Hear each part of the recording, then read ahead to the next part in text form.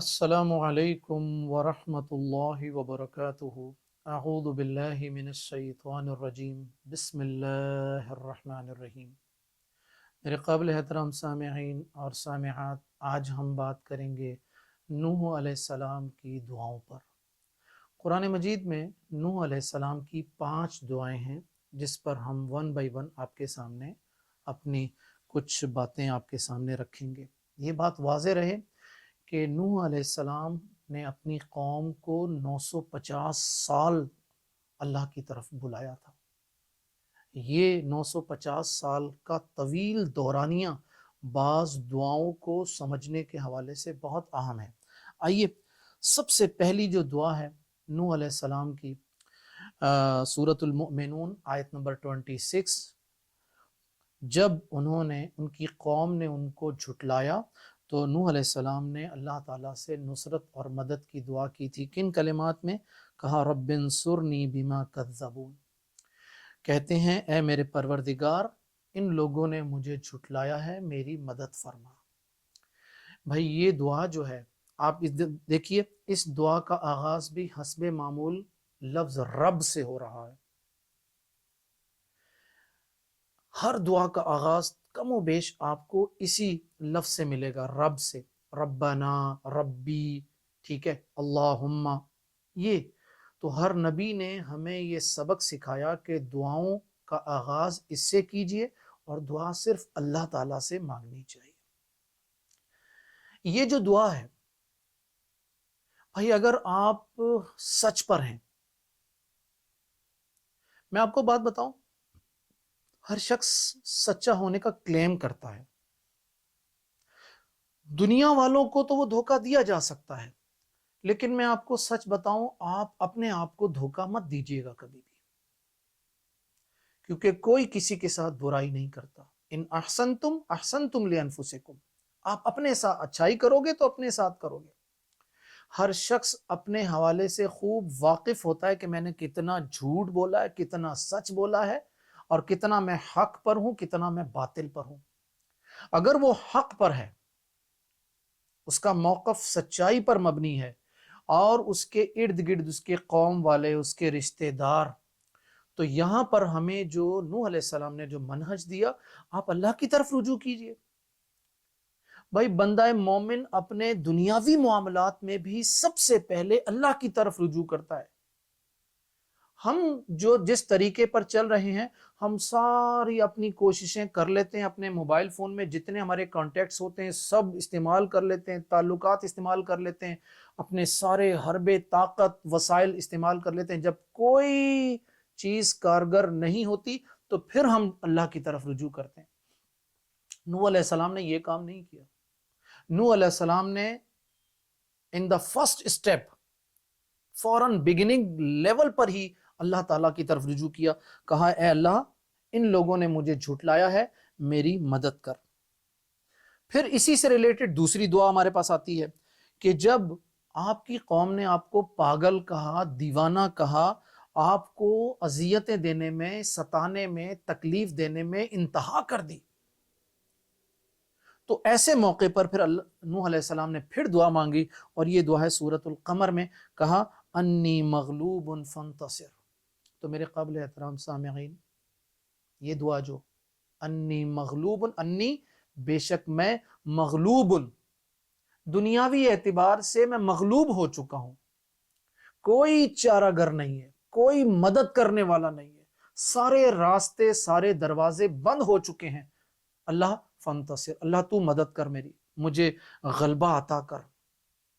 تو یہ نوح علیہ السلام کی جو 2 دعائیں ہیں، آئی تھنک ہم میں سے ہر ایک کو اپنی زندگی کے مختلف مراحل میں، کاروبار کے حوالے سے، سیاسی زندگی کے حوالے سے، یا رشتہ دار بہن بھائیوں کے حوالے سے، پڑوس کے حوالے سے، جابز کے حوالے سے، ہر جگہ کوئی نہ کوئی تنگ کرتا ہے اور ناجائز ظلم و ستم کرتا ہے، تو ایسے موقع پر یہ جو دعائیں ہیں نوح علیہ السلام کی ہماری مدد کرتی ہیں۔ تیسری جو دعا ہے، جس کے حوالے سے ایک تمہیدی گفتگو تو آدم علیہ السلام کی دعا کے حوالے سے میں کر چکا ہوں، تو وہ دعا میں آپ کے سامنے رکھنا چاہتا ہوں۔ کہا کہ رب انی اعوذ بک، اے میرے رب، میں تیری پناہ میں آنا چاہتا ہوں. کس بات سے؟ ان اسألک، میں تجھ سے وہ سوال کر بیٹھا ہوں ما لیس لی بہ علم، جس کا مجھے علم نہیں تھا. جب وہ نوح علیہ السلام کا بیٹا ڈوبنے لگا تو نوح علیہ السلام نے کہا اللہ یہ میرا بیٹا تھا، شکوہ کیا ایک طرح سے. تو اللہ تعالیٰ نے کیا کہا کہ جی یہ تمہارا بیٹا نہیں تھا، اس کا تعلق تمہارے خاندان سے نہیں تھا. تو معلوم ہوا کہ اصل قرابت، اصل رشتہ ایمان کا ہے.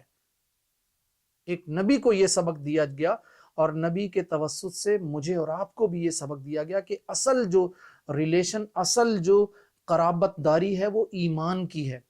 ہر قرابت داری ٹوٹ جائے گی، ختم ہو جائے گی، ہر رشتے داری ختم ہو جائے گی دنیاوی طور پر. آخرت میں ایک قرابت داری، ایک رشتہ ہمارا باقی رہے گا اور وہ ہے ایمان، جس کے لیے ہم دعا کرتے ہیں اللہ جس طرح ایمان کی بنیاد پر ہم دنیا میں جمع ہیں، اللہ جنت میں بھی ہمیں اسی طرح جمع فرما. ٹھیک ہے، تو کہا رب انی اعوذ بک ان اسألک ما لیس لی بہ علم. پھر سیم وہی ورڈنگ ہے جو آدم علیہ السلام کی دعا کی ورڈنگ تھی. کیا کہا؟ وَإِن لَا تَغْفِرْ لِي، اگر تو نے مجھے نہ بخشا. چونکہ غلطی ایک صرف نوح علیہ السلام کی اکیلی ذات سے ہو رہی ہے تو انہوں نے کہا وَإِن لَا تَغْفِرْ لِي، اگر تو مجھے نہیں بخشے گا، وَتَرْحَمْنِي، اور تو مجھ پر رحم نہیں کرے گا، أَكُمْ مِنَ الْخَاسِرِينَ، تو میں خسارہ پانے والوں میں سے ہو جاؤں گا.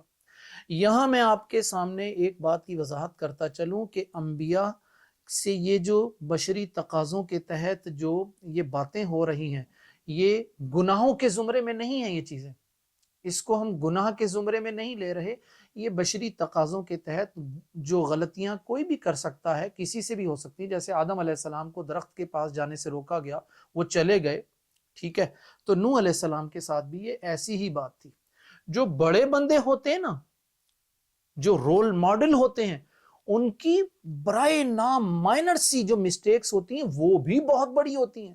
بالکل ایسے سمجھ لیجئے کہ آج ہمارے حکمران اگر چھوٹی سی غلطی کرتے ہیں، بھائی ہمارے کسی حکمران سے نا سورۃ الاخلاص اس کو پڑھنے کے لیے کہا گیا تھا، سورہ اخلاص اس سے نہیں پڑھی گئی تھی تو سوشل میڈیا بھر دیا تھا ہم نے. تو مجھے بتائیے پاکستان کی 24 کروڑ عوام میں سے کتنے لوگوں کو سورہ اخلاص پڑھنا آتی ہے؟ آج میں سننا شروع کر دوں تو بھائی 12 کروڑ کو سورہ اخلاص پڑھنا نہیں آئے گی. لیکن عام آدمی کی غلطی کے مقابلے میں ایک حکمران کی غلطی جو کہ ہمارے سامنے رول ماڈل کے طور پر، اس کی غلطی ہم نے معاف نہیں کی. تو بڑے لوگوں کی چھوٹی غلطیاں بھی قابل اصلاح زیادہ ہوتی ہیں بنسبت چھوٹے آدمی کی کوئی غلطی، کیونکہ چھوٹے آدمی کی غلطی کا دائرہ کار چھوٹا ہے اور جو رول ماڈل ہے اس کی غلطی کا دائرہ کار بہت بڑا ہے. تو اللہ تعالیٰ نے ان خوبصورت وجودوں کو ہمارے لیے رول ماڈل بنایا. سب سے بڑا فائدہ جانتے ہیں کیا ہوا؟ ہمیں سبق مل گیا کہ ہم سے اگر بشری تقاضے کے تحت کوئی غلطی ہو جائے، ہم سے کوئی گناہ ہو جائے، تو ہم فوری طور پر اس رویے کو اختیار کریں جو آدم علیہ السلام کا رویہ تھا، جو نوح علیہ السلام کا رویہ تھا. اور جو آخری دعا جو ہے نوح علیہ السلام کی جو ہمیں ملتی ہے سورہ نوح میں آیت نمبر 28 میں، بڑی جامع اور مختصر اور بڑی زبردست دعا ہے. فرمایا رب اغفر لی، اے اللہ مجھے بخش دے. معلوم ہوا کہ بندہ مومن کے لیے سب سے بڑی دعا یہ ہونی چاہیے اللہ آخرت میں کامیابی. اب مجھے بتائیے ذرا، نوح علیہ السلام اللہ کے منتخب تھے نا، نبی تھے نا، یہ امکان ہی نہیں ہے کہ ان کو آخرت میں جنت میں جگہ نہ ملے، ان کو جنت میں داخل نہ کیا جائے، یہ پاسبل ہی نہیں ہے. لیکن اس کے باوجود مجھے اور آپ کو سکھانے کے لیے اللہ تعالیٰ نے ان خوبصورت لوگوں کی زبان مبارک سے یہ کلمات کہلوائے کہ ہمیں احساس ہو سکے کہ ہمیں سب سے بڑا ہدف جو ہماری زندگی کا ہونا چاہیے وہ آخرت کی کامیابی کا ہونا چاہیے. اسی لیے کہا رب اغفر لی. میرے لیے اور آپ کے لیے یہ بات اس لیے بھی ضروری ہے کہ ہم بہت ساری غلطیاں ایسی کر بیٹھتے ہیں جس کا ہمیں بعض اوقات بھول جاتے ہیں، ہمارے ذہن سے نکل جاتی ہیں. بہت ساری غلطیاں ہیں نا جو ہمیں یاد بھی نہیں ہوگی. اللہ کے نبی صلی اللہ علیہ وسلم سے ایک دعا بھی ملتی ہے کہ وما اخطأت وما عمدت، کہ اللہ جو میں نے غلطی سے کیا اور جو میں نہیں، وما علمت وما جہلت، وہ غلطیاں جو ہم جانتے ہیں، وما جہلتو، اور جو غلطیاں ہم کر کے بھول گئے ہیں. یہ اللہ کے نبی نے ہمیں سکھایا کہ بھئی آپ لوگ یہ دعا لازمی مانگا کریں. تو کہا رب اغفر لی، اے اللہ مجھے بخش دے، ولوالدی، اور میرے والدین کو بھی. معلوم ہوا کہ سب سے پہلے مغفرت کی دعا اپنے لیے اور پھر اپنے والدین کے لیے. اور کہا ولمن دخل بیتی مؤمنا، اور میرے گھر میں جو ایمان کے ساتھ ہے، اولاد بیوی بچے سب آ گئے. پھر کہا وللمؤمنین والمؤمنات، اور جو ایمان والے مرد ہیں اور ایمان والی عورتیں ہیں. تو 4 کے لیے دعا مانگی گئی، اپنے لیے، والدین کے لیے، بیوی بچوں کے لیے، اور اہل ایمان مرد اور عورتوں کے لیے. اور آخر میں کہا گیا وَلَا تَزِدِ الظَّالِمِينَ إِلَّا تَبَارًا، اور کافروں کو تباہی میں بڑھا دے. تو یہ جو نوح علیہ السلام کی دعا ہے مغفرت اور بخشش طلب کرنے کی، اس کو ہم اپنا اگر دعاؤں میں اپنی نمازوں میں لے آئیں، سورہ نوح آیت نمبر 28 میں. اور اس سے پہلے اگر ہم سے غلطی ہو تو آدم علیہ السلام کی دعا یا نوح علیہ السلام کی دعا، اور اسی طرح پہلی جو دعا تھی جو میں نے آپ کے سامنے بیان کی، جس میں کوئی آپ پر ظلم کرتا ہے، زیادتی کرتا ہے، آپ اللہ تعالیٰ کی طرف فوراً رجوع کیجیے، اللہ تعالیٰ سے شکایت کیجیے اس کی. یہ یقین کیجیے بڑی زبردست کیفیت ہے. آپ فوراً اپنا معاملہ اللہ کی بارگاہ میں لے جائیے، اللہ کے کورٹ میں. وہاں سب سے بڑی سپریم کورٹ تو اللہ تعالیٰ کی ہے نا، وہاں اپنا کیس دائر کر دیجیے اور کہیے انی مغلوب فانتصر، اللہ بس دنیاوی طور پر ہار گیا ہوں، کوئی کارساز نہیں ہے، کوئی غوث اعظم نہیں ہے، کوئی مدد کرنے والا نہیں ہے، بس تو میری مدد فرما. تو یہ نوح علیہ السلام کی دعا میں یہ ہمارے پاس کیفیات موجود تھیں، تربیتی اعتبار سے، دعوتی اعتبار سے.